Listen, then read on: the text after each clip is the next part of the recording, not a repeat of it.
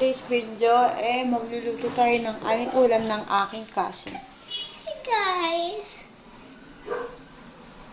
Diba? Kami lang po yung dalawang natira dito. So, nagpunta sila mamit daddy mo. Doctor ako sa police po, guys. Yes. So, samahan niyo na ako magluto ng aming ulam. So, ayun, nakahanap nga ako ng corned beef sa ating cooler. Then, ito yung uulamin natin. Tapos, maghahanda muna ako ng aking paghihiwaan. Lalagyan ko ng, yung pang din sa ilalim para lang hindi siya umisip at hindi ako magsasakal. Tapos, maghihiwa din tayo dito ng sibuyas at saka bawang. Kaya ba itong bawang, pinupulot ko muna yung dulo-dulo para hindi ako mahirapan pagkatanggal mamaya. Pinupulot ko ito para mabilis na lang tanggalin yung marami.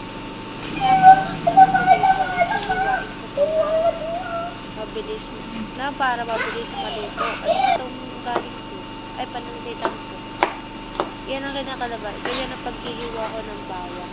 Tapos, yung corned beef, mami ako nabubuksan pag nasalang ko na ang sibuyas at bawang. Guys, yung pala hindi pala ako gagamit dito ng patatas kasi nga wala kami nun. Huy!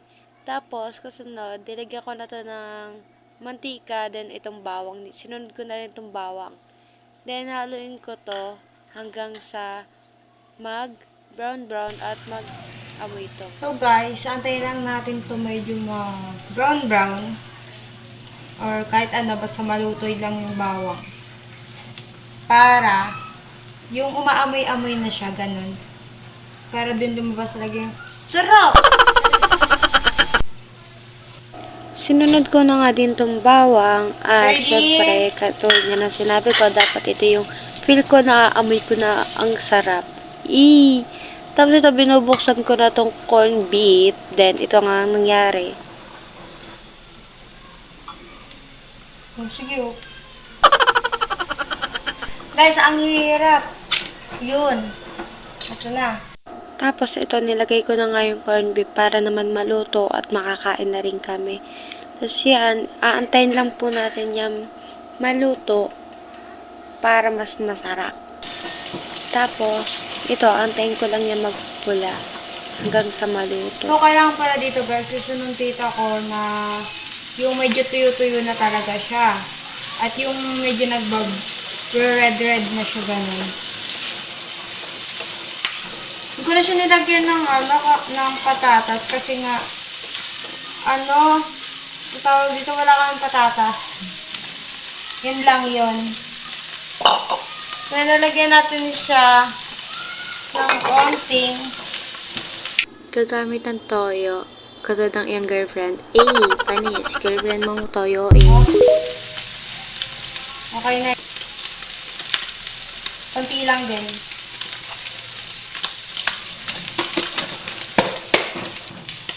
Yung talaga yung sumisingaw yung amoy niya.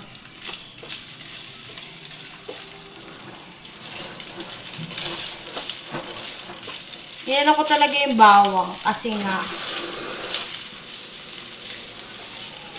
feeling ko yun yung talaga sa kanya eh.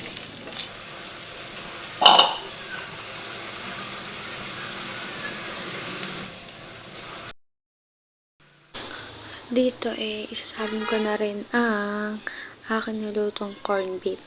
Tapos niya, dadahan-dahanin ko lang siya para mas maayos sa paglalagay ng kinukuskus ko yung para sama at walang masayang. Kasi nga sayang din yun. So, yan, kakain na kami ni Thirdy Boy. Siyempre, kasama ko ang makulit kong pinsan.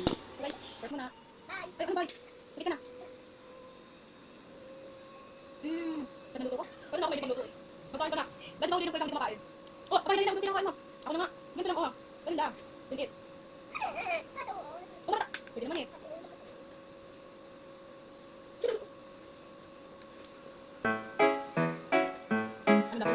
Do ba do ba do ba do ba do ba do ba do ba do do ba do boo do a boo ba do ba do boo boo ba do